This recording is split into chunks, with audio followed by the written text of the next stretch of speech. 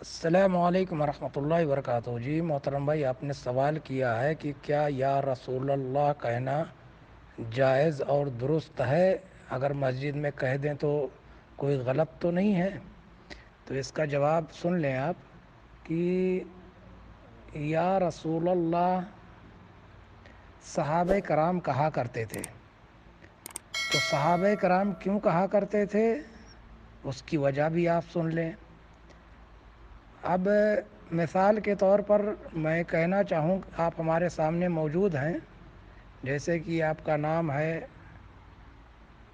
محمد نام ہے یا بلال نام ہے، میں کہوں آپ ہمارے سامنے موجود ہیں یا بلال، تو آپ میری بات کو سنیں گے بھی اور ہم کو یا بلال بولنے میں کوئی ہچکچاہٹ بھی نہیں ہوگی۔ اب آپ ہمارے سامنے موجود نہیں ہیں اور اگر میں یہ کہوں یا بلال تو کوئی اور سنے گا تو کہے گا یہ پاگل لگتا ہے، فلاں نام کا آدمی ہے نہیں، اسے آواز دے رہا ہے، بلا رہا ہے۔ تو اس کی مثال میں نے دیا ہے۔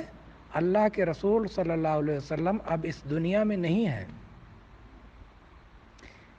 صحابہ کرام کے سامنے موجود ہوتے تھے، اس لیے صحابہ کرام یا رسول اللہ کہا کرتے تھے۔ ہمارے سامنے موجود نہیں ہے، اس لیے ہمیں کہنا جائز نہیں ہے۔ ہاں، اگر کوئی اس نیت سے پکارتا ہے کہ رسول اللہ صلی اللہ علیہ وسلم حاضر و ناظر ہیں، ہمارے پاس موجود ہیں، تو اس کا یہ عقیدہ باطل ہے، شرکیہ عقیدہ ہے، کیونکہ اللہ کے رسول صلی اللہ علیہ وسلم اس دنیا سے جا چکے ہیں۔ اب وہ کیا نام ہے برزخی زندگی گزار رہے ہیں۔ تو اس حساب سے آپ نبی کریم صلی اللہ علیہ وسلم کو یا رسول اللہ اب نہیں کہہ سکتے۔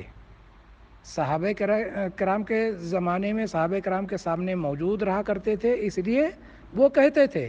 ہمارے سامنے موجود نہیں ہے، اس لیے ہم نہیں کہہ سکتے اور کہنا بھی نہیں چاہیے۔ اس کی وجہ ہم نے یہی بتایا کہ ہمارے سامنے موجود نہیں ہے، اس لیے ہم نہیں کہہ سکتے۔ اور اگر ہم یہ عقیدہ لے کر کے کہیں گے کہ اللہ کے رسول ہمارے سامنے موجود ہیں تو یہ عقیدہ باطل ہے، شرکیہ عقیدہ ہے۔ ایسا عقیدہ رکھنے والا انسان شرک کرتا ہے۔